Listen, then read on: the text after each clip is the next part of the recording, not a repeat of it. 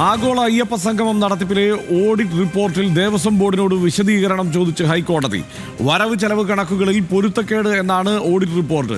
ഹർജി 10 ദിവസത്തിന് ശേഷം വീണ്ടും പരിഗണിക്കും. വിവരങ്ങളുമായി ഷബന ചേരുന്നുണ്ട്. ഷബന, വരവ് ചെലവ് കണക്കുകളിൽ പ്രശ്നമുണ്ട് എന്ന് തന്നെയാണ് റിപ്പോർട്ട്. പൊരുത്തക്കേടുണ്ടെന്നാണ് audit report. എന്താണ് വിശദാംശങ്ങൾ? ആഗോള അയ്യപ്പ സംഗമത്തിലെ ഫണ്ട് സംബന്ധിച്ച അവ്യക്തതകൾ ചൂണ്ടിക്കാണിച്ചാണ് റിപ്പോർട്ട് ഹൈക്കോടതിക്ക് SIT സമർപ്പിച്ചിട്ടുള്ളത്.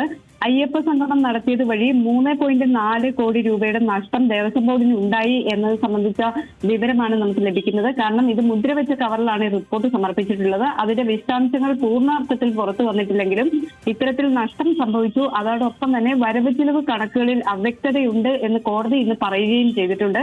ഇത് സംബന്ധിച്ച് ദേവസ്വം ബോർഡിനോട് വിശദീകരണം കോടതി ആവശ്യപ്പെട്ടിട്ടുണ്ട്. ദേവസ്വം ബോർഡിന്റെയോ സർക്കാരിന്റെയോ പണം അയ്യപ്പ സംഗമത്തിനായി ഉപയോഗിക്കരുത് എന്ന് ഹൈക്കോടതി നേരത്തെ തന്നെ നിർദ്ദേശം നൽകിയിരുന്നതാണ്. എന്നാൽ സംഭാവന വഴി ലഭിക്കുന്ന പണം ഉപയോഗിക്കണം എന്നതായിരുന്നു നിർദ്ദേശം.